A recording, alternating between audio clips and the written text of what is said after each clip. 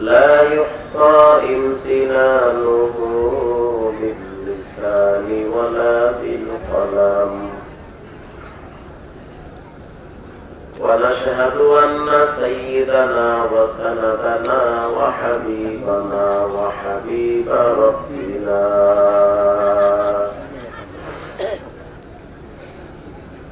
ومولانا محمدا عبده ورسوله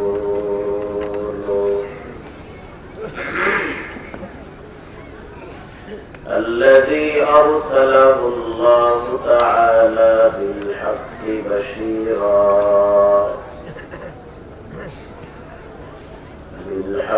بشيرا ونذيرا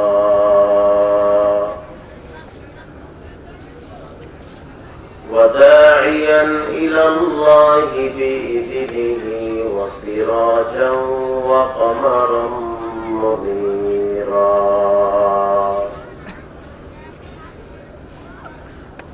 أما بعد فأعوذ بالله من الشيطان الرجيم.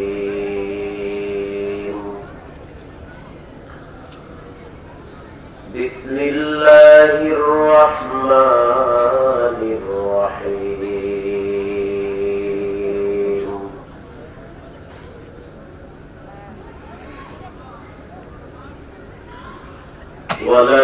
ولنبلونكم بشيء من الخوف والجوع ونقص من الأموال والأنفس والثمرات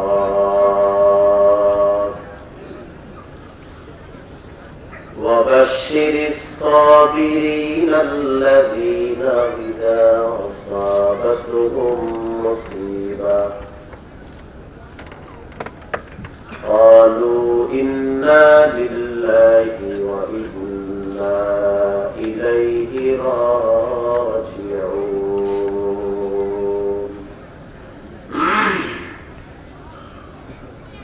وقال رسول الله صلى الله عليه وسلم: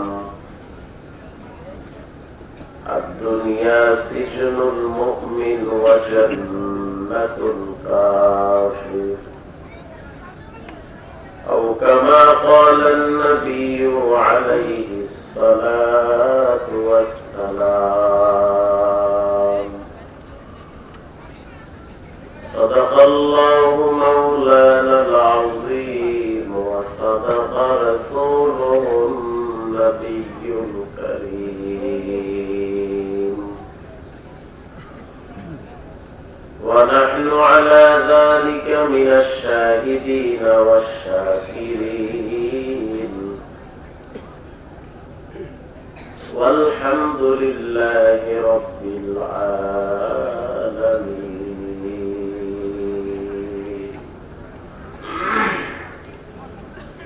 দুরূদ ইব্রাহিম আমরা পারিতে সবাই? মাশাআল্লাহ। যারা পারি সকলেই দুরূদ ইব্রাহিম জিহ্বা লড়ায় লড়ায় পাঠ করি। اللهم صل على سيدنا محمد وعلى آل محمد كما صليت على إبراهيم وعلى آل إبراهيم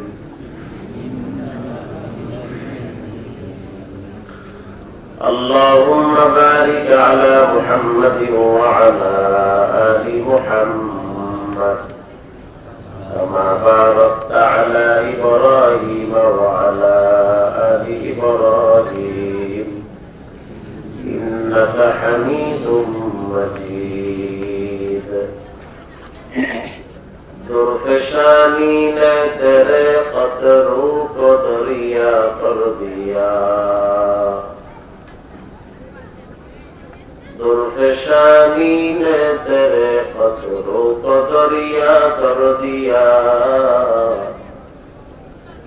دل کو روشن کر دیا، آنکھوں کو بینا کر دیا. سبحانك لا علم لنا إلا ما علمتنا إنك إنك أنت العليم الحكيم رب اشرح لي صدري ويسر لي أمري واحلل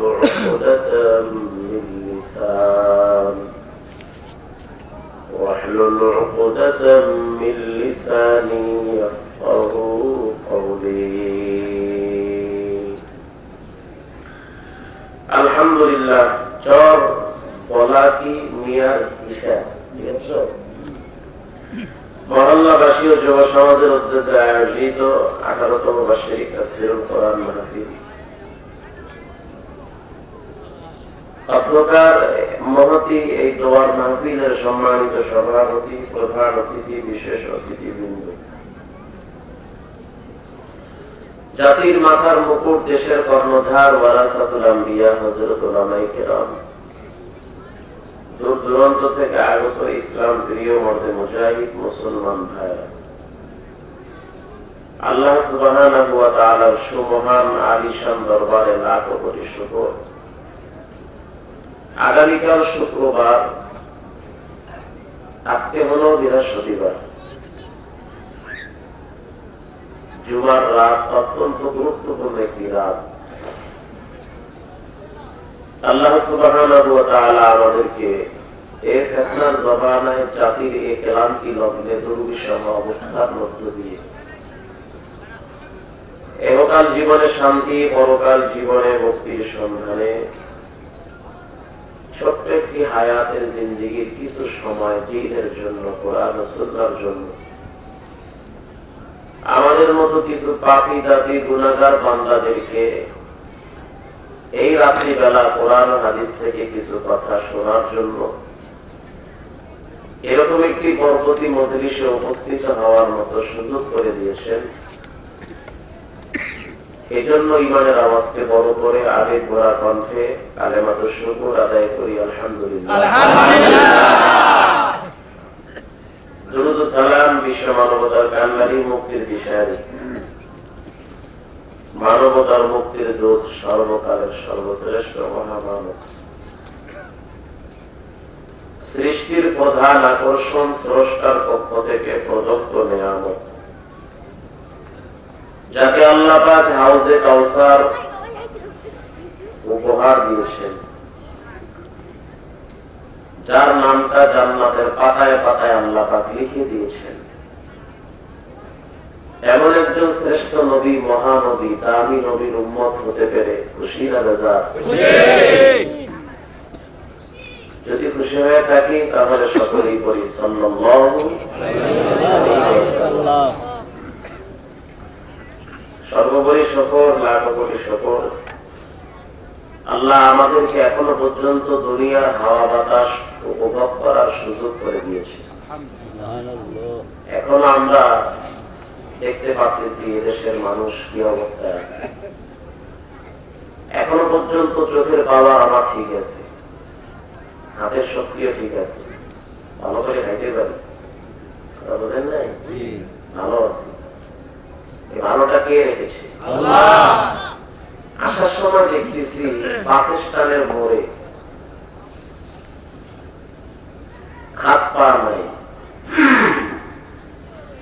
পেয়ালাটা সামনে পাতে মানুষের কাছে কিছু চাইতেছে খাওয়ার জন্য। আবার বাম দিকে তাকায় দেখতেছি গাড়ি অ্যাক্সিডেন্টে রাস্তায় মানুষ পড়ে আছে।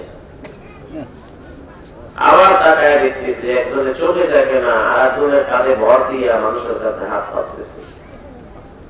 আবার বঙ্গ হসপিটালে দেখতেছি হাত পাও ভাঙ্গিয়া ওখানে কান্দে আছে।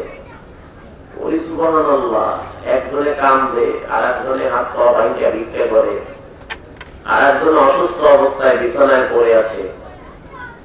10 মিনিট আগেও যে যুবকটা ভালো ছিল, হুন্ডার পিকআপ বাড়ায় রাস্তায় দৌড়ায়, 10 মিনিট পর রাস্তার ঢালে রক্ত মাখা চেহারা নিয়ে পড়ে থাকে। এদের থেকে আল্লাহ আমাদেরকে ভালো রাখছে না খারাপ রাখছে? এজন্য আমি প্রায় সময় বিশেষ করে যুবকদেরকে বলি, বেশি আইসো না, ঠান্ডা লাগবে, বেশি তরুণ গ্রুপ হইল না, হঠাৎ ফুট করে কথা। বেশি এনজয় করিও না, তোমার জন্য অন্ধকার রাত অপেক্ষায় আছে। বেশি বড় বড় স্বপ্ন দেখিও না, তোমার জন্য ভয়ঙ্কর সময় সামনে অপেক্ষায় আছে। মানুষকে ফাঁসাবার জন্য চেষ্টা করিও না, তোমাকে আরেকজন ফাঁসাইতে রেডি আছে। মানুষের গায়ে আঘাত করার আগে তুমিও হিসাব মিলাও, তোমার গায়ে আরো একজনে আঘাত করার জন্য দাঁড়িয়ে আছে। মানুষের উপরে জুলুম করার আগে নিজের হিসাবটাও মিলাও, তোমার বোন আছে, তোমার মা আছে, তোমার ভাই আছে, তোমার বাবা আছে। তোমার পাপের কারণে এদের উপরে একের পর এক গজব আসতেছে। তুমি জানো তোমার অবচরে তোমার মা কান্দে ভোর রাতে, জানো না? তুমি তো ফেসবুক নিয়ে ব্যস্ত। তুমি জানো তোমার বাবা মসজিদের কোনায় বসে আল্লাহর কাছে কি বলে? তুমি তো দুনিয়ার রঙে তালে তাল মিলাইতেছো। বাবার পকেটের টাকা, মায়ের হাঁস মুরগি আর ডিম বেচার টাকা নিয়ে ঘুমটা তেল বড় ফেসবুকে চলতেছে ঘন্টার পর ঘন্টা। যখন বাবা চলে যায় তখন নিজের কান্দে জোয়াল করে, তখন বুঝে মাসের কয়দিন যায়। ঠিক না? এই দুনিয়াটা একটা অস্থায়ী জায়গা, একটা স্টেশন। স্টেশনে যেমন মানুষ স্থায়ী হয় না, গাড়ি আসে, যাত্রী উঠে, আবার যাত্রী চলে যায় গাড়ি যাত্রীদেরকে নিয়ে। একদিক থেকে আসতেছে আর একদিক থেকে যাচ্ছে, এটার নাম হলো দুনিয়া। ঠিক না? আজকে আপনি আছেন, ফজর হওয়ার আগে আপনি আর এক জায়গায় চলে যেতে পারেন। আজকে মাটির উপরে, ফজর হওয়ার আগে মাটির নিচে আল্লাহ পাঠায় দিতে পারেন। এটার নামই দুনিয়া। কোনো লাভ নাই, কোনো লাভ নাই। যে যত যাই কিছু করুক, চোখ বন্ধ করলে দেখবেন বাড়ি গাড়ি টাকা পয়সা ধন সম্পদ সব মিথ্যা। ব্যাস ব্যাস হয়েছে, এবার ঠিক আছে। প্রতিদিন মানুষ মরতেছে, প্রতি সেকেন্ডে 3 জন করে মানুষ পৃথিবীর থেকে বিদায় হচ্ছে। প্রতিদিন 1,77,78,000 মানুষ মাটির নিচে চলে যাচ্ছে। এটা পৃথিবীর জরিপ। আপনি হিসাব করে দেখেন গত সপ্তাহে কতগুলা মানুষ গাড়ি অ্যাক্সিডেন্টে মারা গেছে। আপনি হিসাব করে দেখেন গত সপ্তাহে কতগুলো মানুষ হার্ট অ্যাটাক করে মারা গেছে। একটা গরুরে আঘাত করলে 10টা গরু দড়ি ছিঁড়ে ভয়তে দৌড় মারে, এরপরে আমারে ফিরাইবে। ঠিক না? কোরবানির সময় একটারে জবাই দেয়, বাকি 2টা চোখ টুক লাল করে দাঁড়ায় থাকে, ভয়তে দৌড় মারে। আরে মানুষ চোখের সামনে বাবায় বিদায় হচ্ছে, মা চলে যাচ্ছে, ভাই চলে যাচ্ছে, আমার জুনিয়র ব্যাস বিদায় হচ্ছে, আমি এখনো বেঁচে আছি, এরপরের সিরিয়ালটা আমার, এটা নিয়ে মোটেও টেনশন নাই। মানুষ মনে করে কি জানেন, মরলাম মাটি দিল শেষ। আসলে কি শেষ না শুরু? আরো জোরে বলেন, শুরু।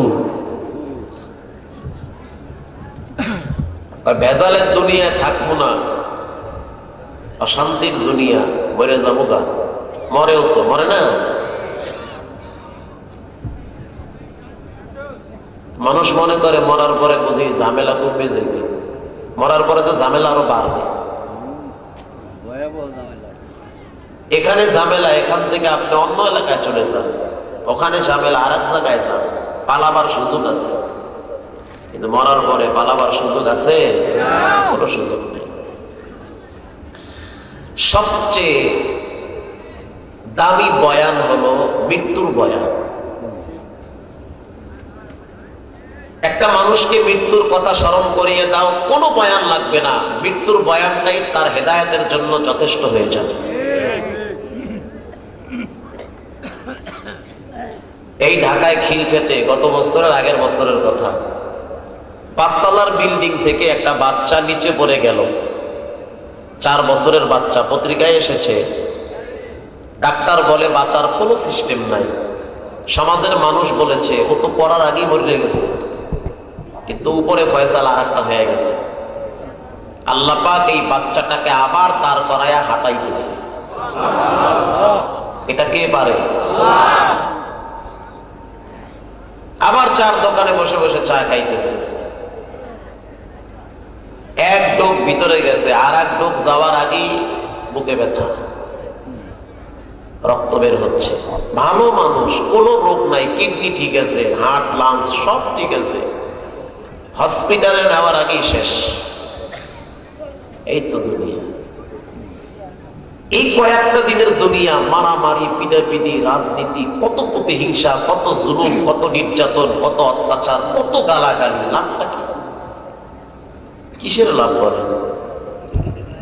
বরং ওই ব্যক্তি সবচেয়ে ভালো যে ব্যক্তি নিজের ঈমান আমল ঠিক করে আল্লাহকে আপন বানায়া কবরে চলে যায়।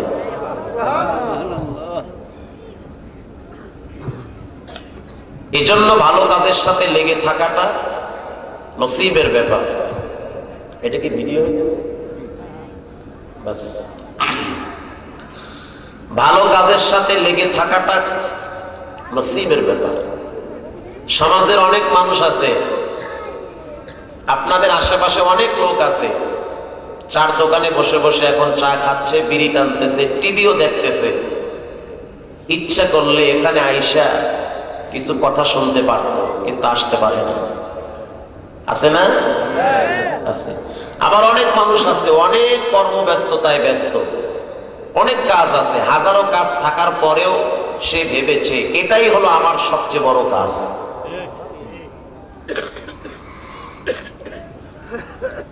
এজন্য ভালো কাজের সাথে লেগে থাকাটা নসিবের ব্যাপার। কারণ কিয়ামতের ময়দানে মাটি বান্দার পক্ষে সাক্ষী দিবে। এই যেখানে বসে আছেন ঠান্ডা মাটির উপরে বসে আছেন, হাসরের ময়দানে মাটি বলবে আমার উপরে বসেছিল, একে শাস্তি দেওয়া চলবে না। এটা আমার কথা না, এটা কোরআনের কথা। ইয়াউমাইযিন তুহাদ্দিসু আখবারাহা, মাটি আপনার পক্ষে অথবা বিপক্ষে সাক্ষী দিবে। এই যে আপনার হাত, এই হাত আপনার বিপক্ষে চলে যাবে যদি অন্যায় করা হয়। আল-ইয়াউমা নাখতিমু আলা আফওয়াহিহিম ওয়া তুকাল্লিমুনা আইদিহিম ওয়া তাশহাদু আরজুলুহুম বিমা কানু ইয়াকসিবুন। কিয়ামতের ময়দানে মানুষের জবানকে আল্লাহ বন্ধ করে দিবে, হাত আল্লাহর সাথে কথা বলবে। ও খোদা, ঘরে শুইয়া শুইয়া ফেসবুক টিপার সময় পাইছে, কিন্তু মসজিদে গিয়ে হাত দুখানা বিছায়া দিয়া যে সেজদা দিবে এই সময় হয় নাই, এরে আপনি ধরেন। এই হাত আপনার বিরুদ্ধে চলে যাবে। যদি আল্লাহরে মানেন, কোরআন যদি বিশ্বাস করেন, যদি মুসলমান হন, মনের ভিতরে যদি বিন্দু পরিমাণ আল্লাহর ভয় থাকে, তাহলে কথাগুলোও সত্য কথা। যেই পা দিয়া হেঁটে হেঁটে ঘুরতেছেন গোটা দুনিয়ায়, গোটা দেশ সফর করতেছেন, এই পা কদম কদম কোথায় যান, কোন মজলিসে যান, কোন পরিবেশে যান, এই পা আপনার বিরুদ্ধে অবস্থান নেবে। পালাবার কোনো রাস্তা নাই।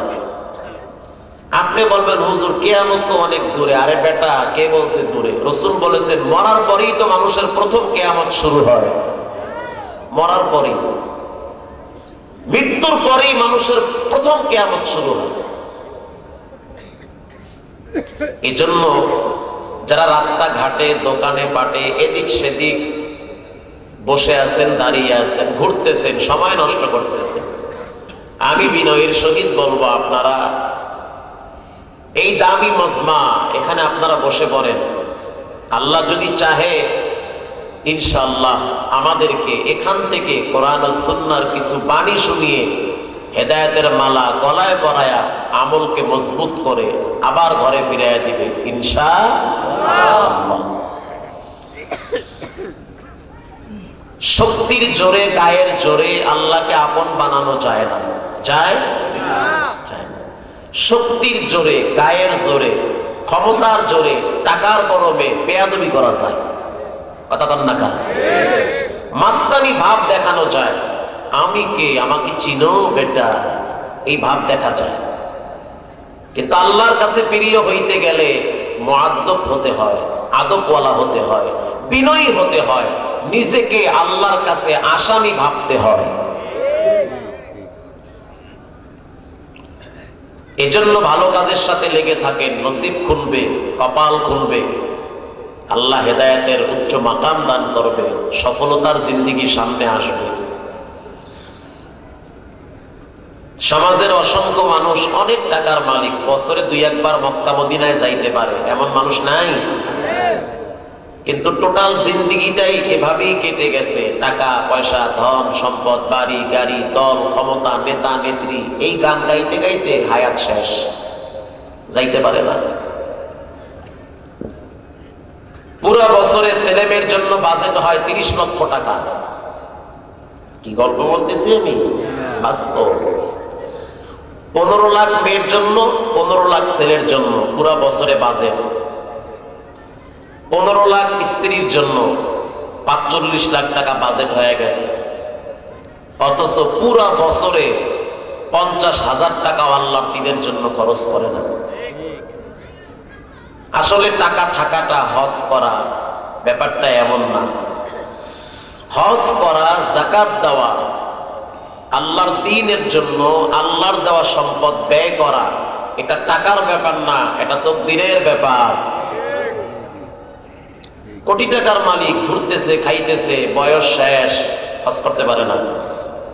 রিক্সাওয়ালারে দেখি বাইতুল্লাহ গিয়া লাব্বাইকের আওয়াজ দেয়, বাস্তব কথা। রিক্সাওয়ালা ঢাকা শহরে কেরানীগঞ্জে রিক্সা চালায়, আরে খোদা তুমি এখানে, আল্লাহ আছে। আল্লাহ যাকে কবুল করে, কথা আছে না যে কবরের ভিতরে পদ্মা ফুল ফুটায়, ঠিক না? আল্লাহ পাক যাকে কবুল করে তাকে ধাক্কাইয়া হইলেও যে কোনো সিস্টেমে আল্লাহর ঘরে পৌঁছায়া দেয়। এজন্য ভালো কাজের সাথে লেগে থাকেন। ভালো কথা শুনলেই যাবেন, যেখানে কোরআনের কথা চলে যাবেন সেখানে। যেখানে ভালো কাজ সেখানে আপনি থাকবেন, এটা ইমানদারের আলামত। এক সাহাবী প্রশ্ন করলো, ইয়া রাসূলুল্লাহ, ভিতরে ঈমান আছে না নাই বুঝবো কেমনে? তা বোঝার একটা মেশিন আছে। কি মেশিন? ইদা সাররাতা হাসানাতাকা ওয়া সাআতাকা সাইয়্যাতাকা ফাআনতা মুমিন। মায়ার নবী বলেন, ভালো কাজ যখন মানুষ করে, কেউ যদি ভালো কাজ করার পরে মনে শান্তি পায়, বুঝতে হবে তার ভিতরে ঈমান আছে। কেউ নামাজ পড়িরা মনে শান্তি পাইল না, ভালো একটা কাজ করছে আলহামদুলিল্লাহ। কেউ দাড়ি রেখে শান্তি পাচ্ছে, আরে দুনিয়ায় বাঁচবো কয়দিন, রঙের দুনিয়া, খাইলেও দিন যায় না খাইলেও দিন যায়, মরতে তো আছে, থাকা যে তো যাবেই না, তো দাড়িটা নিয়েই কবরে যায়, ঠিক না? বাস শান্তি পাচ্ছে আলহামদুলিল্লাহ। মেসওয়াক করে শান্তি পায়, দস্তারখানা বিছায় খানা খায়া শান্তি পায়, দান সাদকা করে শান্তি পায়, কোরআন তেলাওয়াত করে শান্তি পায়, জিকির করে শান্তি পায়। রাসূল বলে, সুসংবাদ, তাদের ভিতরে আল্লাহ পাকের ঈমান এখনো আছে। আর খারাপ কাজ হয়ে গেলেই অশান্তি লাগে, কাজটা করলাম কি, এই কাজটা তো ঠিক হয় নাই, এটা একটা কাজ হইল, সি সি সি, শয়তানের ধোকায় পড়ে আমি নষ্ট হয়ে গেছি। কথা বোঝেন নাই? খারাপ কাজের প্রতি ঘৃণা আসছে, শয়তান ধোকা দিয়া বোকা বানায় খারাপ কাজ করাইছে, ভিতরে জ্বালা পোড়া আসছে, কাজটা করলাম কি আমি, এই কাজটা আমার জন্য ঠিক হয় নাই, না জানি আল্লাহ আমারে ধরে বসে, না জানি আমার উপরে বিচার শুরু হয়ে যায়, না জানি শাস্তি হয়। এই টেন্ডেন্সি যদি ভিতরে থাকে, এই ধরনের ফিলিংস যদি ভিতরে আসে, এরকম অনুভূতি যদি ভিতরে জাগ্রত হয়, এই ধরনের মন মানসিকতা যদি ভিতরে আসে, খারাপ কাজের প্রতি ঘৃণা আসে, বুঝতে হবে তার ভিতরে ঈমান আছে, ঠিক না? কিন্তু দুঃখের বিষয় হলো সত্য, গোটা দেশ চলতেছে এখন উল্টো দিকে, উল্টা দিকে চলে। প্রতিটা সেক্টরে 2 নম্বরই চলতেছে। 95% সেক্টরে একের পর এক 2 নম্বরই চলতেছে। প্রতিটা সেক্টরে যদি 2 নম্বরই চলে, এই মোল্লার গোষ্ঠী হারা জীবন বয়ান কইরাও মানুষকে লাইনে আনতে পারবে না।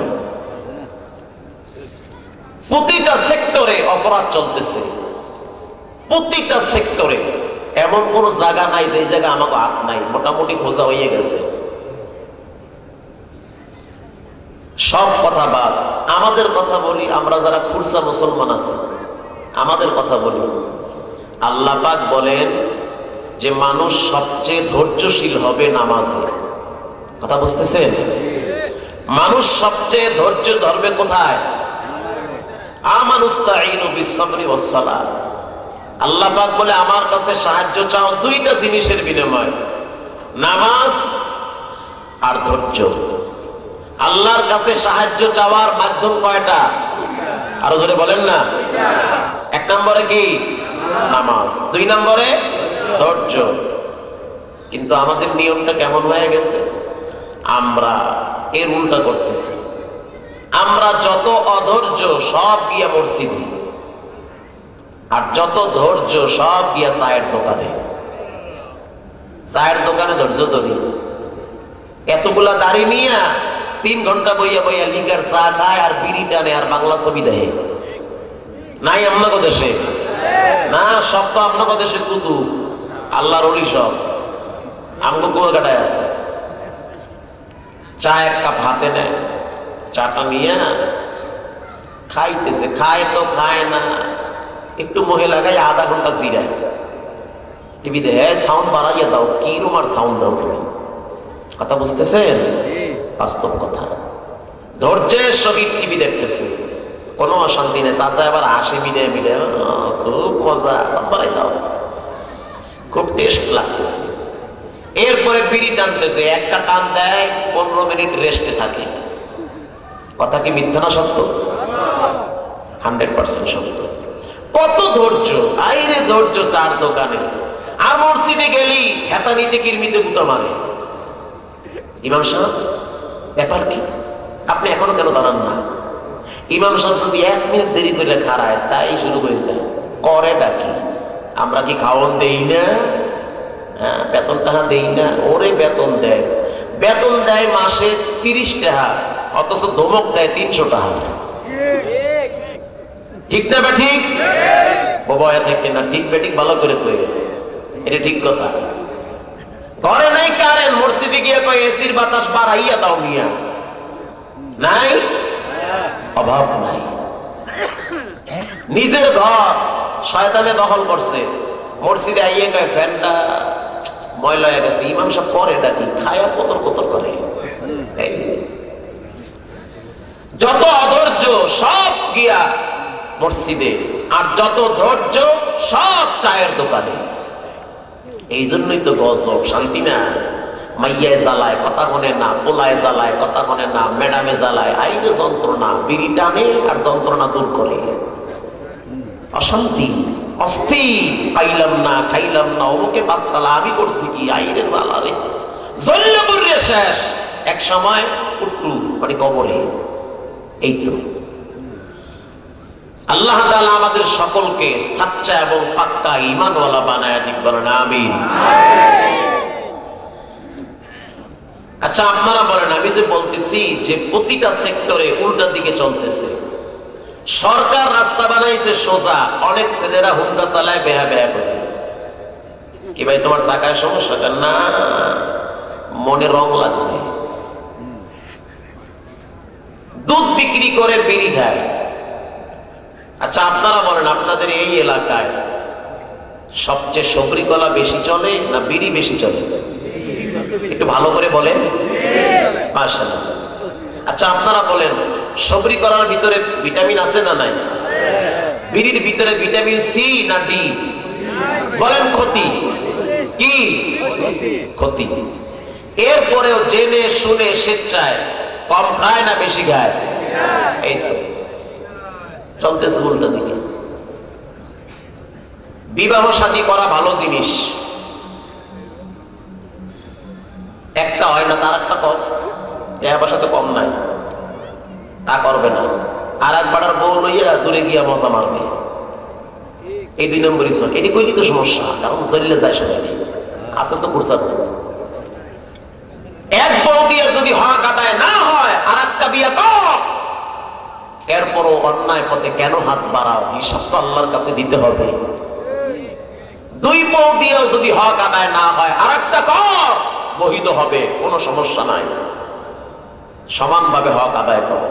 কোনো অসুবিধা নাই, কিন্তু সেটা করবে না। খুরসা আলাপ চলে ফাঁকে ফাঁকে। সমাজের ভিতরে একটা ভাইরাস রন্ধে রন্ধে ফ্যামিলির ভিতরে ঢুকে গিয়েছে। অনেক মুরব্বীরা তাদের স্ত্রী মারা যায়, ছেলে মেয়েদের চাপে বিবাহ সাথী করতে পারে না, আছে না নাই? এইটা একটা ভাইরাস, এটা অরিজিনাল বয়ান। কি বয়ান শুনবেন আপনারা? খালি হু হা টান কোন একটা দিকে কইলে গেল, এটা বয়ান হয়ে গেল? এটা অরিজিনাল ওয়াজ। ছেলে মেয়েদের জন্য কর্তব্য হলো বাবাকে বিবাহ শাদী করে দাও, তা না হিসাব দিতে হবে আল্লাহর কাছে। বুড়া বয়সে, আরে যৌবন বয়সে বউ লাগে এক কামে, আর বুড়া বয়সে বউ লাগে নানান কামে। এমন কিছু কাজ আছে যেগুলো ছেলে মেয়েরা করতে পারে না। ধুকে ধুকে এই মুরব্বী জ্বলে পড়ে শেষ হয়ে যাচ্ছে। আল্লাহর কাছে বিচার দিতেছে, আল্লাহ আমার ছেলে মেয়েরা আমার হক আদায় করে না। এক সময় পরিণাম তোমারও এমন হবে। প্রশ্ন করি, তোমার বাবাই তো মোটামুটি জুয়ান আছে, বিয়ে করাও না কেন? কারে আল্লাহ কন কি? আরে খোদা, আমাকে জমি তো ভাগ হইয়া যাইবে অর্ধেক গেলে। সম্পদের লোভে এই ঝামেলা করতে আছে। 95% জায়গায় উল্টা দিকে চলতেছে। আল্লাহ তাআলা আমাদেরকে সঠিকটা বোঝার তৌফিক দান করুন।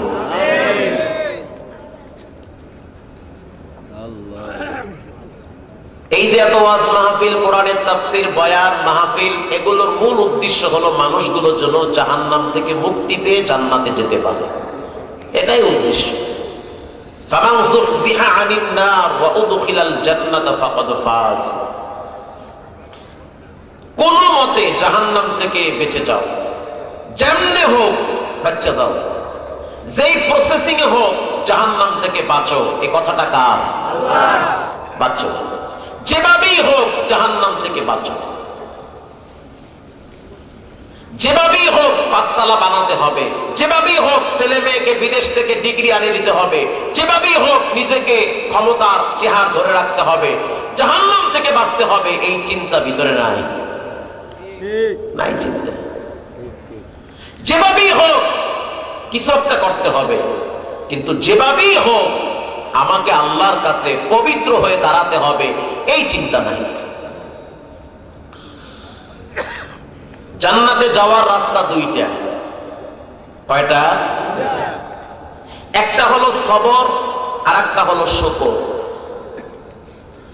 শুকরের রাস্তাও জান্নাত, সবরের রাস্তাও কি জান্নাত। ইন্নামা ইউওয়াফাস সাবিরুনা আজরাহুম বিগাইরি হিসাব।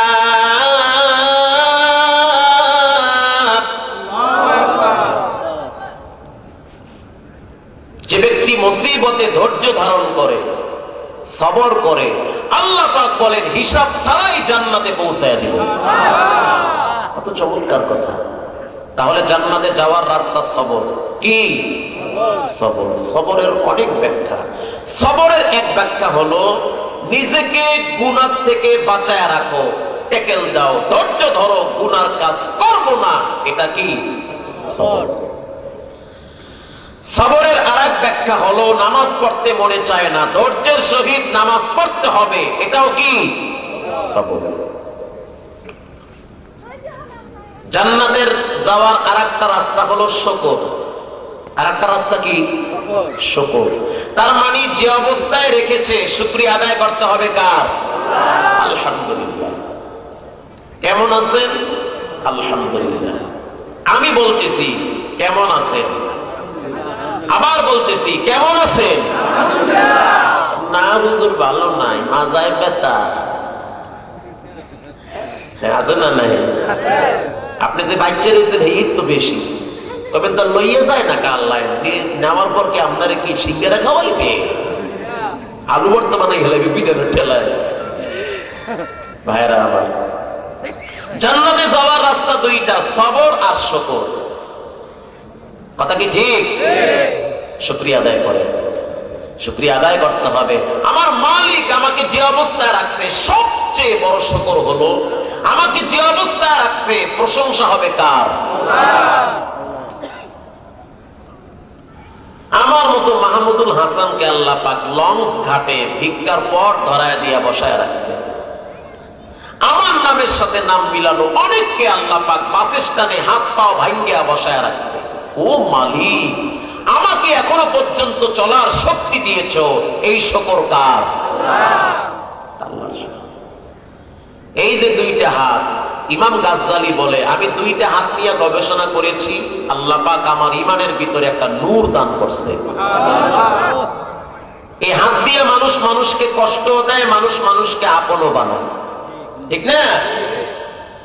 ঘরে গিয়ে যদি বিবির সামনে দাঁড়ায়া জিব্বা লড়ায়া বলেন আসসালামু আলাইকুম ম্যাডাম, হাউ আর ইউ, ওরে বাবা এটা আবার কি কয়, সালামু আলাইকুম বিবি সাহেব কেমন আছেন, বিশ্বাস করেন এমন একটা হাসি মারবে যা জীবনে দেখেন নাই, ঠিক না?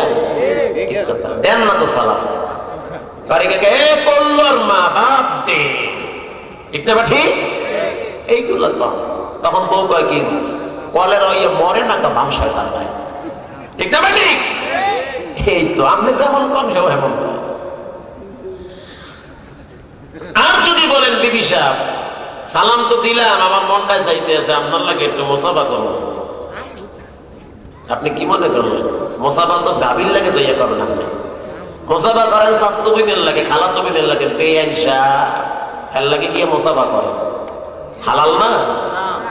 হ্যাঁ হারাম করেন তো। তাই মোসাফা করেন গিয়া ফ্রেন্ডের সাথে, এটা হারাম জিনিস, কবিরা গুনাহ। আল্লাহর নবী বলেন স্ত্রীর হাতের সাথে যখন স্বামীর হাত লেগে যায়, মুসাফা যখন হয়, দুই হাতের মাঝখান থেকে আল্লাহ পাক সগীরা গুনাহগুলো ঝরে ফালায়া দেয়। এই সুবহানাল্লাহটাও মুখ দিয়ে বাইরে হলো না, আপনাকে ভালো করে কোন সুবহানাল্লাহ। কি আজীব মানুষ আমরা, সুবহানাল্লাহ কইতে চাই না, ওই সুবহানাল্লাহ কার কাশাবানাল্লাহ মানে রথ লাগিয়ে গেছে শরীরে, আর মুখতে বাইরে না সুবহানাল্লাহ। আপনি জানেন হযরত ওমর ফারুক যেদিন ঈমান কবুল করেছে, আল্লাহর নবী এমন জোরে আল্লাহু আকবার বলেছে বাইতুল্লাহর পিলার পর্যন্ত নড়ে উঠেছে। লড়ে তো লড়ে না, মরে তো মরে না, বাঁচে তো বাঁচে না, লদর বদর হইয়া গেছে। আরে মুমিন তো থাকবে টাইট, স্মার্ট থাকবে মুমিন। যখন আল্লাহর বরত্ব দেখবে তখন বলবে সুবহানাল্লাহ, যখন আল্লাহর কথা শুনবে তখন তো তাদের দিলগুলা আল্লাহর জন্য লাফাইতে থাকবে। নিজের খেতে যদি আর একজনের ছাগলে ধান খায় তখন ডাক দেয়, এই ছাগল বাঁধছে কে, ডাক ওরে ডাক, চাচার তখন আওয়াজ বাজতে যায়, ঠিক না? আর যখন বলি সুবহানাল্লাহ আলহামদুলিল্লাহ জোরে জোরে বলবেন, এগুলো বলতে বলতে স্টক করে মরেন তাও ভালো। কথা বুঝেন নাই? ঠিক কথা কইতেছি, বেঠিক কথা কইতে কুয়াকারে দেই নাই। সুবহানাল্লাহ আলহামদুলিল্লাহ বলতে বলতে স্টক করে মরেন তাও কি ভালো। আর নেতার জন্য নেত্রীর জন্য কেতরাইয়া কেতরাইয়া মরবেন ভালো না, বরং কবুল হজের সওয়াব, তাই না? কপাল খারাপ। স্ত্রীর হাতের সাথে হাতটা লাগাইবেন, আর যদি ভিতরে 20 টাকা দেন, যে 20 টাকা দিলাম কালকে একটা লিপস্টিক কিনা ঠোঁটে মাখতাম, ওরে সুবহানাল্লাহ কি যে হাসি একটা মারবে, জীবনে এই হাসি আপনি দেখেন নাই। চাচারা কইতেছে আজকে বড়াই হলাম, যা করে আল্লাহ, ভালো জিনিস। জান্নাতে যাওয়ার রাস্তা শুকর, শুকর মানে প্রশংসা, প্রশংসা হবে কার?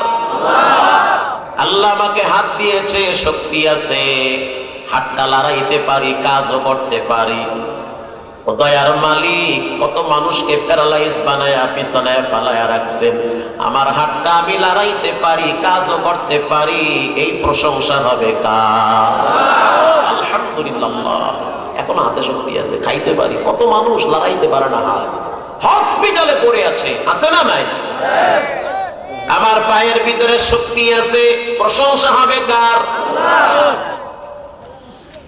আল্লাহ আমাকে এখনো কথা বলার শক্তি দিয়েছে, জিহ্বা লড়াইয়া ঘন্টার পর ঘন্টা কথা বলা হয়, বুক ব্যথা হয়, গলা ব্যথা হয়, মাথা ব্যথা হয়, একটা সেকেন্ডের জন্য জিহ্বা ব্যথা হয় না। গতকালকে ছিল 2টা প্রোগ্রাম, 3 ঘন্টা বয়ান সেখানে। এর আগের দিন সিলেট, সেখানেও 2টা 3 ঘন্টা। আজকে নদীর এপার ঠেলায় বলে একটা রাখছি, তাও বলে নিয়ে লাইছি মদনপুরে। আমি কয়ে গেছিলাম পারবো না, বলে দিছি, কিন্তু চিন্তা করলাম ঝামেলা করে যাবো। দেশের অবস্থা ভালো না, যদি আওয়ামী লীগের সিনিয়র লোকজন থাকে তাহলে আমরা ভাষাই দিবে, কথা বুঝেন নাই? এই জন্য মোটামুটি চাপে বই রয়েছে, তা না হলে মদনপুর ঢুকে গেছিলাম, মোটামুটি গাড়ি ঘুরাইছিলাম, কিন্তু ঠেলায় বই রায় করছে। তো উদ্দেশ্য কথা বলার ঠিক সেটা হলো যে এই যে জিহ্বা লড়ায় ঘন্টার পর ঘন্টা কথা বলা হয়, একটা সেকেন্ডের জন্য জিহ্বা ব্যথা হয় না। জবাব দেন, এই প্রশংসা কার? সুবহানাল্লাহ। হাত দিয়ে মানুষ কাজ করে, হাত ব্যথা হয়। ও যুবক শুনে নাও, পা দিয়ে তুমি কদম কদম হাঁটতে থাকো, পা ব্যথা হয়। মাথায় বস্তা নিয়ে চলো, কিছুক্ষণ পর মাথা বলে নামা বাবা, তোর পাও ধরছি, মাথা ব্যথা হয়ে গেছে, কথা বোঝেন নাই? আপনি ঘাড়ে যদি বস্তা নিয়ে হাঁটেন, ঘাড় বলবে তোর পাও ধরছি, আমার নামা, আমি আর সামনে যাইতে পারতেছি না, ঘাড় ব্যথা হয়ে গেছে। শরীরের প্রত্যেকটা অঙ্গ প্রত্যঙ্গ ব্যথা হয়, কিন্তু 2টা জিনিস কখনোই ব্যথা হয় না। এটা আল্লাহর কুদরত। 1 নম্বরে হলো জিহ্বা।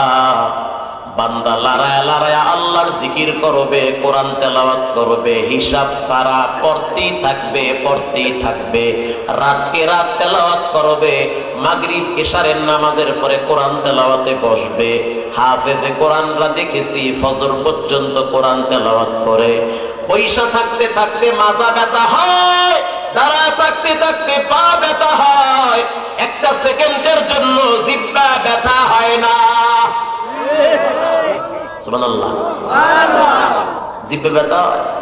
এই যে সারাদিন বইরে 4 দোকানে বসে হুজুরকে বাস দেন, জিহ্বা লড়াইয়া ব্যথা হয়, জিহ্বা পাগড়ি বেহা বানছে কা হুজুরে, ওরে সমালোচনা। একটা সেকেন্ডের জন্য জিহ্বা ব্যথা হয় না। মানুষ চোখের পলক দেয়, বারবার চোখের পলক দেয়, কিন্তু একটা সেকেন্ডের জন্য পলক দিলে ব্যথা হয়। আল্লাহ যদি বলতো যুবক একবার পলক দিবি 1 টাকা দেওয়া লাগবে, চাইয়ে থাকতো, পলক দিত না, এইরকম চাইয়ে থাকতো, ঠিক না? ঠিক। এই প্রশংসা কার? আল্লাহর প্রশংসা। আলহামদুলিল্লাহ, আমি এখনো পলক দিতে পারতেছি, এখনো কথা বলতে পারতেছি, এখন আমার হার্ট, লাংস, কিডনি সব ঠিক আছে। এই প্রশংসা কার? দা কিয়ামত করবা কুয়াম জি কালাম সদ কিয়ামত বগজর দিনা तमाम শুকর নিয়ামত নিয়ামত আব সুকুনাত কুফর নিয়ামত আব কাফত বিরুকুনা الحمد لمن قدر خيرا وخبلا الحمد لمن قدر خيرا وخبلا والشكر لمن صور حسنا وجمالا والشكر لمن صور حسنا وجمالا প্রশংসা কার? প্রশংসা যত বেশি করবা আল্লাহর ওয়াদা আমি ওর নিয়ামত আরো বাড়ায় দিব। আল্লাহর ওয়াদা মিথ্যা? সত্য ওয়াদা। আল্লাযীনা ইয়াহমাদুনাল্লাহ ফিস-সাররা ওয়াদ-দাররা, যারা সুখে দুঃখে আল্লাহর প্রশংসা করে, আল্লাহ পাক বলে আমি ওদের জন্য জান্নাত রিজার্ভ করে রেখেছি। সুবহানাল্লাহ। আল্লাহ পাক কোরআনে বলেন আল্লাযীনা ইউনফিকুনা ফিস-সাররা'i ওয়াদ-দাররা ওয়াল কাযিমিনাল গায়যা ওয়াল 'আফিনা 'আনিন নাস ওয়াল্লাহু ইউহিব্বুল মুহসিনিন।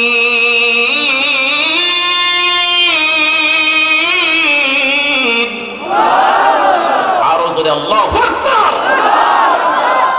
আমি তো আগেই বলছি আল্লাহু আকবার বলতে বলতে স্টক করে মরেন তাও ভালো। আরে এটি আল্লাহু আকবার সুবহানাল্লাহ আলহামদুলিল্লাহ যার তার মুখ থেকে বের হয় না, এগুলো বের হইতে গেলে যোগ্যতা লাগে। কথা কম না? এটার ভিতরে কি আছে? কি আছে ভাই? রাগ করতেছেন না? টান দিলে কি বাইরে হইবে? 500 টাকার নোট বেরোবে না? আচ্ছা, এটা যদি আমি আলমিরার ভিতরে ঢুকে রাখি, প্রতিদিন সকালবেলা যদি ভিআইপি রুমাল্লা দিয়ে বসি, ভাই তুমি 1 বছর পর 1000 টাকা নোট বাইরে হইবে? 1 বছর পর আমি বাইর করে যদি টান মারি, কি বাইরে হইবে? টিস্যু। তার মানে ভিতরে কি আছে? এটার ভিতরে কি আছে? আমি 2 মাস পর যদি এটার ভিতরে ডালি, কফি বের হবে না? কি বের হবে? পানি বের হবে। এটা যেমন সত্য, এটাও সত্য, যার ভিতরে আল্লাহর নাম থাকে, যার কলিজার সাথে আল্লাহ তাআলার সিফাতের সম্পর্ক থাকে, হাঁটতে চলতে উঠতে ফিরতে সব জায়গায় মালিকের প্রশংসা করে, মৃত্যুর সময় জানতে দরিয়া কালেমা পড়ার লাগে না, এমনি ঈমানের ধাক্কায় কালেমা বের হয়ে যায়। রাস্তায় ছেলে পেলে চলে তো উষ্টা খাইয়া পড়ে যায়, এক একজনের মুখ দিয়ে এক একটা বাইরে। একজনে ওরে বাবা রে বাবা, কি যে ব্যথাটা পাইছি, আছে না নাই? আর একজনে ব্যথা পাই একটা দুধ ধরেন না, দরশালা এত মানুষ খালি মরে চলে দেয়, আছে না নাই? আর যদি শিক্ষিত হয় তখন বলে ও মাই গড, আমি ব্যথা পেয়েছি। ঠিক না বেঠিক? কি অবস্থা! একজনে কয় বাবা রে বাবা, আর একজনে কয় ওরে মা, আর একজনে কয় দুধ ধরেন না, আর একজনে কয় ও মাই গড, আমি ব্যথা পেয়েছি। আবার আর একজন ব্যথা পাওয়ার পর বলতে আছে ইন্না লিল্লাহ, আছে না নাই? বলেন এই কয়জনের কোয়ালিটি কি এক? গত বছর গোলাপবাগ মাদ্রাসা দিনাজপুর দিন ভৈরা মাহফিল হয়, সব বক্তা থাকে বাংলাদেশে। বাদ জহুর বয়ান, আমি জহুরের আগে হাজির সেখানে। তো এক ছাত্র গরুর গোস্ত আর ডাইল বোর্ডিং এ খানা দিতে আছে, এই ডাউল আর গরুর গোস্ত নিয়ে ভাত সিঁড়ি বাইয়ে উপরে উঠবে। তো সিঁড়িতে ওঠার সময় কেমনে যেন পা ফসকিয়া এই ডাউল আর গরুর গোস্ত শুদ্ধা সিটে বিটে ভরে রেখেছে। ডাউল তো সব লাগছে সাদা জামায়, সব করিয়া মজ মাহফিলের দিন গায়ে দিয়েছে, এটা ভাব আছে না? কিন্তু অবস্থা খারাপ হয়ে গেছে, সব লাগছে জামায় ডাইল, গরুর গোস্ত জোর লাগলে যে কি মজা লাগে, তাই না? পুরা শরীর লাগছে। তো যখন পড়ে গেল তখন একটা শব্দ হয়েছে, সেই শব্দটা হলো সুবহানাল্লাহ। কথা বুঝতে পারছেন? শব্দটা হয়েছে কি? সুবহানাল্লাহ। তা আমরা ভাবতেছি, বুঝলাম না, শব্দ হইলো আবার কইতে আছে সুবহানাল্লাহ। পরে অফিসে ডাকলো, মাদ্রাসার আসাতাজা কেরাম ওস্তাদ যারা আছে দেখে বলতেছে কি ব্যাপার, তুমি পইরা গেলা আবার বলতে আছো সুবহানাল্লাহ। তখন এই বাচ্চা কি জবাব দেয়, ওর কাছ থেকে জবাব শুনে আমি ভাবতে আছি আমি মুসলমান না অন্য কিছু, আল্লাহই জানে এর ইমানটা কি ইমান। ওরে সুবহানাল্লাহ। এই বাচ্চা মাত্র 9 বছর বয়স, সে বলতে আছে আরে ভাই ভিতরে যেটা থাকে ওইটা টাইপ করলে ওইটাই বাইরে হয়, গাছ যেমন লাগায় অমনি দাঁড়ায়। বাচ্চা কাচ্চাকে যেভাবে ছোটবেলায় মা বাবা শিক্ষা দেয়, ওরা বড় হইলে ওই আচরণ গুলাই করে। খাবা বিড়ি, পোলারে খাবা বিড়ি আন, কয়দিন পর পোলায় তোমার সামনে গাঞ্জা খাইবে, এটা ঠিক। এই পোলা কয় সুবহানাল্লাহ, হুজুর বলতে আছে সুবহানাল্লাহ কইলি কেন? তখন এই বাচ্চাটা বলতে আছে হুজুর আমি ডাউল আর গরুর গোস্তর ভাত নিয়ে যখন পইরা গেছি, পইরা যাওয়ার পরে আমি ভাবছি আমার পায়ে মনে হয় প্রচন্ড আঘাতে পাটা মনে হয় ভেঙে গেছে। এইটা ভাইবে আমি মনে করছি আমি মনে হয় দাঁড়াইতে পারবো না। আল্লাহর কি কুদরত, আমি যখন শক্ত হইয়া দাঁড়ানো শুরু করলাম দেখতেছি আমার পা সুস্থ আছে, কোনো ব্যথা লাগে নাই। এজন্য আল্লাহর প্রশংসা করেছি সুবহানাল্লাহ। তলাবার আছে খুশি ও চেহারা, হাফেজ সদর কোরআন খানি দিলারা। আল্লাহর কোরআন যদি সিনার ভিতরে থাকে, ওর সিনাটা আল্লাহ পাক নূরে নূরান্বিত করে দেয়। এজন্য ফাঁকে ফাঁকে সুবহানাল্লাহ, আলহামদুলিল্লাহ, আল্লাহু আকবার বলবেন তো? ইনশাআল্লাহ বলবেন। আল্লাহ কবুল করুক। জান্নাতে যাওয়ার রাস্তা হলো শুকর। শুকরিয়া আদায় করো, আল্লাহর প্রশংসা বেশি বেশি করো।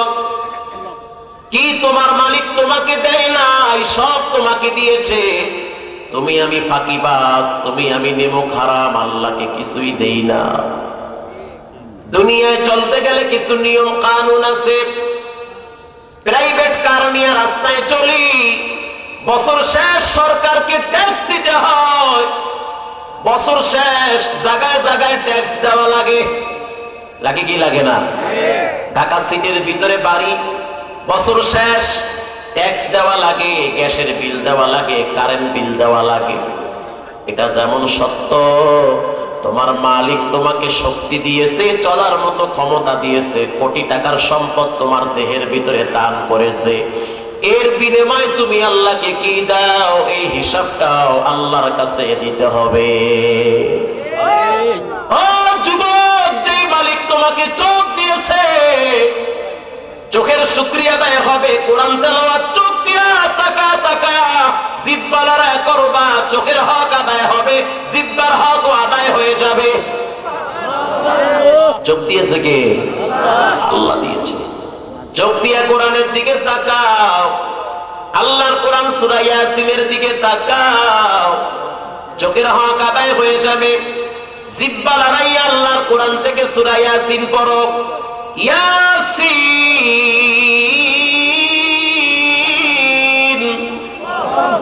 ওয়াল কুরআনিল হাকীম ইন্নাকা লামিনাল মুরসালিন আলা সিরাতিম মুস্তাকিম তানজিলাল আজিজির রহিম। জিহ্বা লড়াই পড়ো, এটাই তোমার মালিকের জিহ্বার হক আদায় হবে এবং শুকরিয়া আদায় হয়ে যাবে। করো তো না, সারাদিন বলে রাস্তায় রাস্তায় গল্প করো, কি হবে বলো? কি লাভ? মরতে তো হবে, কবরে যেতে হবে, আল্লাহর কাছে হিসাব দিতে হবে। এলাকার মা বোনেরা জিহ্বা কন্ট্রোল করেন। আল্লাহর নবী বলেন, ও নারীর দল, মহিলা আছে এলাকায় না? সব বিদেশ গেছে আছে তো? আল্লাহর নবী বলে, ও নারীর দল, সাবধান, আমি তোমাদেরকে জাহান্নামে যেতে দেখেছি সবচেয়ে বড় দুইটা কারণে। এখানে যারা বসা আছেন হয়তো কারো না কারো মায়ের সন্তান, কোন বোনের ভাই, অথবা কোন স্ত্রীর স্বামী, ঠিক না ঠিক? অথবা কোন কন্যার বাবা। মেসেজটা তাদেরকেও দিয়া দেন, তাদেরকেও জানায়া দেন, নারীরা জাহান্নামে যাবে সবচেয়ে বড় দুইটা কারণে। আল্লাহর নবী বলেন, ও মদিনার নারীরা, তোমরা বেশি বেশি দান করো। হাদিসের কিতাবে আসছে, ও নারীরা তোমরা বেশি বেশি দান করো। কোথায় দান করবে? বলে যাত্রায় আর বাউল গানে। ও নারীরা তোমরা বেশি বেশি দান করো, আমি তোমাদেরকে জাহান্নামে সবচেয়ে বেশি দেখেছি। এটা আমার কথা না নবীর কথা? আল্লাহর নবী বলে, ও নারীর দল, তোমরা বেশি বেশি দান করো, আমি তোমাদেরকে সবচেয়ে বেশি জাহান্নামে জ্বলতে দেখেছি। এক মদিনার নারী প্রশ্ন করলো, ইয়া নবী আল্লাহ, কোন কারণে আমরা জাহান্নামে বেশি যাব? আল্লাহর নবী বলল, দুই কারণে। এক নম্বরে তোমরা জিহ্বা লড়ায় লড়ায় মানুষকে অভিশাপ দাও। ঠিক না ঠিক? ছেলেকেও অভিশাপ দেয়, মেয়েকেও অভিশাপ দেয়, এমনকি স্বামীরও অভিশাপ দেয়। ও নারীরা শুনে নাও, নামাজ পড়ো ঠিক, তাহাজ্জুদ পড়ো ঠিক, আওয়াবিন পড়ো ঠিক, জিকিরও করো ঠিক, কোরআন তেলাওয়াত করো ঠিক, কিন্তু অভিশাপ দেওয়ার কারণে আমলগুলো নষ্ট হইতেছে। মহিলারা অভিশাপ বেশি দেয়। পোলায় ভাত খায় না, পোলায় ভাত খায় না, এখন মায় ভাত টিপে টিপে খাওয়াইবে, যদি না খায় তুই মরো না, তা গোলামের ফোন, ঠিক না ঠিক? আর যখন মরে তখন আরে বাবা তুই আমার ফাঁকি দিয়ে চললে, একজনকে কান্দ খায়, কান্দ খা, কান্দ কেন? অভিশাপ দেওয়ার সময় তো কম দেও না, এখন যখন জাতা খাইয়া মরে তখন কলজা ফেটে যায়। এজন্য নারীদেরকে বলবো, মা বোনেরা সাবধান, দুইটা ওয়াজ মনে রাখবেন, আর কোনো ওয়াজ লাগবে না। এক নম্বরে অভিশাপ দিবেন না, আপনারা বলেন আমিন। স্বামীকেও লানত দেয়, অভিশাপ দেয়। দুই নম্বরে নারীরা স্বামীর অশুকরিয়া আদায় বেশি করে, শুকরিয়া আদায় করে না। এত দেয় তাও হ্যাগো বরে না, এত দেয় তাও তাদের হয় না, এত তাদের জন্য ব্যবস্থা, তারপরও কয় পাইলাম না, খাইলাম না, তোর ঘরে আইয়া আমার জীবন শেষ। এই কথা বললে তো পুরুষদের মন মানসিকতা আরো নষ্ট হয়ে যাবে। সারাদিন মাথা গাম পায়ে ফেলাইয়া কষ্ট করলো পুরুষ, সন্ধ্যার সময় ঘরে গিয়া যদি ম্যাডামের কালা চেহারা দেখে, পরের দিন তো ওই পুরুষ গাছতলায় বয়া বয়া গাঁজা খাবে, এটাই তো স্বাভাবিক, ঠিক না ঠিক? এজন্য আল্লাহর নবী বলল, কোন নারী যদি তার স্বামীকে দেখার পর মিষ্টি হেসে দেয়, পৃথিবীর ভিতরে সবচেয়ে আল্লাহর কাছে ওই নারী সবচেয়ে দামি। আল্লাহর হাবিব বলল, সবচেয়ে শ্রেষ্ঠ নারীকে। রাসূল প্রশ্ন করলো, সাহাবায়ে কেরাম সবাই উপস্থিত, সবচেয়ে দামি নারীকে? হযরত আলী রাদিয়াল্লাহু তাআলা আনহা দৌড়ে ঘরে চলে গেছে। ও নবীর কন্যা, কলিজার টুকরা ফাতেমা, সবচেয়ে দামি নারীকে? আম্মা জান খাদিজাতুল কুবরা রাদিয়াল্লাহু তাআলা আনহার কন্যা হযরত ফাতেমা, আলী রাদিয়াল্লাহু তাআলা আনহুর সহধর্মিণী, বিশ্বনবীর কলিজার টুকরা ফাতেমা, জান্নাতের সমস্ত রমণীদের সরদারনি ফাতেমা, হাসান হুসাইনের মা ফাতেমা, পৃথিবীর শ্রেষ্ঠ দামি মহিলা ফাতেমা। ফাতেমা রাদিয়াল্লাহু তাআলা আনহা বলেন, আল্লাহর হাবিব বলেছেন সবচেয়ে দামি নারীকে। আলী ঘরে গিয়া বলে, ও ফাতেমা, সবচেয়ে দামি নারীকে? ফাতেমা বলে, ওই নারী সবচেয়ে দামি যেই নারী নিজেকে পর পুরুষ থেকে আড়ালে রাখে আর নিজেও কোনো পর পুরুষকে দেখে না। সুবহানাল্লাহ বললেন না? এই নারী সবচেয়ে দামি নারী। আর এখন তো লাখ সুন্দরী, শ্যাম্পু কিনতে গেল ম্যাডাম রিসিভ করে রাখে, কথা কন না কা? সাবান কিনতে গেল সেখানেও নারীর ছবি, বিস্কুট কিনতে গেল নারীর ছবি, জুতা কিনতে গেল নারীর ছবি। কারণটা কি? এটা ইহুদি, নাসারা, খ্রিস্টান, রাম বামদের দালালদের চক্রান্ত। নারীদেরকে ঘর থেকে বের করে পণ্য হিসাবে ব্যবহার করতে চায়, পণ্য হিসাবে ব্যবহার করতে চায়। আমার মা সম্মানের পাত্র, আমার বোন সম্মানের পাত্র, তারা ঘরে থাকবে, পুরুষ কামাই করে তাদের কাছে দিবে। কথা বুঝেন না মনে হয়? তারা ঘরে থাকবে, তাদের যা প্রয়োজন পুরুষ কষ্ট করবে, বাজার ঘাট সব কইরা তাদের কাছে দিবে। ভাইরা আমার, বাইতুল্লাহ শরীফের একজন ইমাম সাহেব, আপনাদের খারাপ লাগতেছে না? বাইতুল্লাহ শরীফের ইমাম সাহেব আহমদ ইবনে আব্দুল্লাহ, বর্তমানে একজন রানিং ইমাম, কালো মানুষ, একেবারেই কালো, কিন্তু তার মর্যাদা কত আকাশচুম্বী মর্যাদা, সম্মান। বাইতুল্লাহ, আল্লাহর ঘরের ইমাম, সম্মান কি কম? গোটা পৃথিবীর সব রাষ্ট্রপ্রধানদেরকে এক পাল্লায় রাখলেও তো বাইতুল্লাহর ইমামের মর্যাদা, শুধু তাই না, বাইতুল্লাহর ইমামদের মাথার রুমালের মর্যাদা সমান হবে না। কারণ আল্লাহর ঘরের ইমাম, মর্যাদা কম না বেশি? অনেক বেশি। সাংবাদিকরা তাকে প্রশ্ন করলো যে আপনি বাইতুল্লাহর মতো দামি জায়গায় ইমাম কেমনে হইলেন? তো আহমদ ইবনে আব্দুল্লাহ তিনি বলতেছে, এটা আমার মায়ের দোয়া, আল্লাহ কবুল করছে। কার দোয়া? প্রশ্ন করলো, কি তোমার লাগে দোয়া করলো তোমার মা? তিনি জবাব দিল, আমি ছোটবেলায় একটু দুষ্টু টাইপের ছিলাম, আর বাচ্চা কাচ্চা দুষ্টামি করলে আমগো দেশের বাঙালি মহিলাগুলো নিয়ম কি, দোয়া করে না অভিশাপ দেয়? কথা কন না? অভিশাপ দেয়। জোলার ফজোলা মরো না, তোর বাপে করছে 2 নম্বরই, তুই করবি না? গাড়ি তলে বলে গরু মরে, কুত্তা মরে, ছাগল মরে, তুই মরো না কা? আল্লাহ রে, এত মানুষ পরে মোর জোলাটারে চলে দেখো না কা? এই অভিশাপ আমার মা বোনেরা দেওয়ার বেলায় খুব কটু। আপনি দেখবেন ছেলে মেয়েদেরকে বাবার চেয়ে মা বেশি অভিশাপ দেয়। কি কথা কি মিথ্যা না সত্য? এটা বিশ্বনবীর কথা। এজন্য মা বোনদেরকে বলবো, আপনাদের পায় আমার হাত, কারো সন্তান হিসেবে, কারো ভাই হিসেবে খবরদার ছেলে মেয়েদেরকে অভিশাপ দিবেন না। যদি লেগে যায় আপনারই তো কলেজে এক সময় পড়াবে। প্রশ্ন করা হয়, আপনি এত বড় দামি জায়গার ইমাম কেমনে হইলেন? তিনি বলতেছে, আমার মায়ের তো। কি দোয়া করছে আপনার মা? আমি ছোটবেলায় খুব দুষ্ট ছিলাম, এত দুষ্টামি করতাম, আমার মা আমার উপরে রাগ করে বলতো, আল্লাহ তোরে বাইতুল্লাহর ইমাম বানায় দাও। কেমন দোয়া? দোয়াটা ভালো না খারাপ? অন্যান্য মহিলারা অভিশাপ দিত মর, আর আমার মায় বলতো আল্লাহ রে, এত এত এত হাজার হাজার লাখ লাখ মানুষের মাঝখান থেকে তুমি দুই একটারে বাইতুল্লাহর ইমাম বানাও, আমার ঘরের আহমদ ইবনে আব্দুল্লাহকে কেন ইমাম বানাও না? আমার মা রাগ করে এই দোয়াটা করতো আমার জন্য, জিদের ঠেলা এই দোয়া করতো, আমি দুষ্টমি করলে এই দোয়া করতো। আল্লাহর কি কুদরত, আমার মায়ের দোয়া বিনা পর্দায় আরশে আল্লাহ গিয়া ধাক্কা লেগেছে। এজন্য মা বোনেরা বেশি বেশি শুকরিয়া আদায় করবেন। স্বামী যাই কামাই করে শুকরিয়া আদায় করে নেন।